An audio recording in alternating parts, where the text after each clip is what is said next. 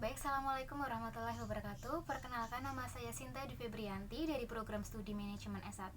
Di sini saya akan mempresentasikan materi bank dan lembaga keuangan lainnya bab 6, yaitu mengenai suku bunga.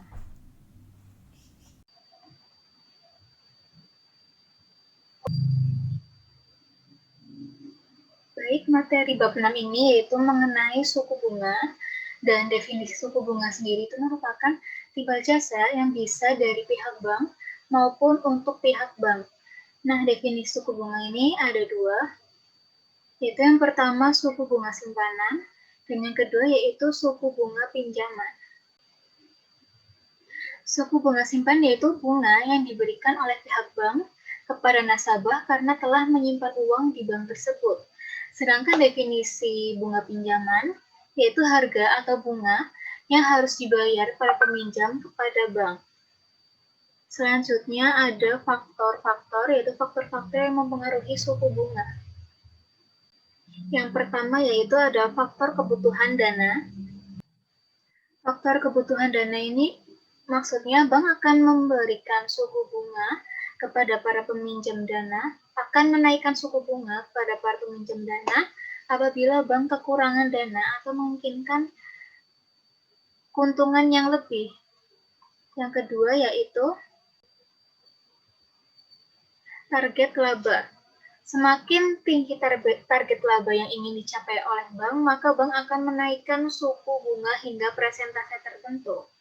Yang ketiga yaitu ada kebijakan pemerintah. Tentu pemerintah akan menentukan batas-batas bunga yang harus dipatuhi oleh para pihak bank, dan mereka tidak boleh melebihi batas yang telah ditentukan oleh pemerintah. Dan yang terakhir yaitu ada jangka waktu. Semakin lama masa pinjaman uang, maka semakin tinggi pula bunga yang harus dibayar oleh para peminjam. Selanjutnya yaitu ada komponen dalam menentukan suku bunga. Yang pertama yaitu ada total biaya dana. Total biaya dana atau cost of funds yaitu total bunga yang dikeluarkan bank untuk memperoleh dana simpanan, baik dalam bentuk simpanan giro, simpanan tabungan, maupun simpanan deposito. Yang kedua yaitu ada biaya operasi atau operasional, yaitu biaya yang dikeluarkan oleh bank untuk membayar biaya gaji karyawan, kendaraan sewa, bangunan, dan lain sebagainya. Yang ketiga yaitu terdapat cadangan resiko kredit macet. Yang keempat yaitu ada laba yang diinginkan.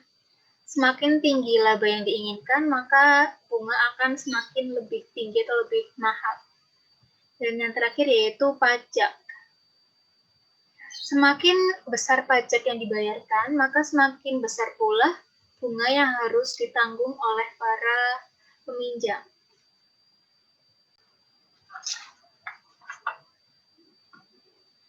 Ada jenis-jenis pembebanan suku bunga kredit.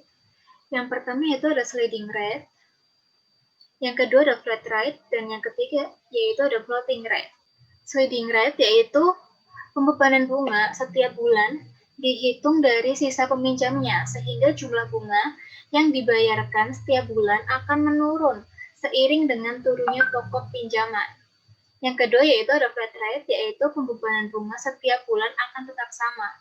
Dan yang terakhir ada floating rate, yaitu bunga yang dibayar setiap bulan sangat bergantung dari pasar uang bulan tersebut.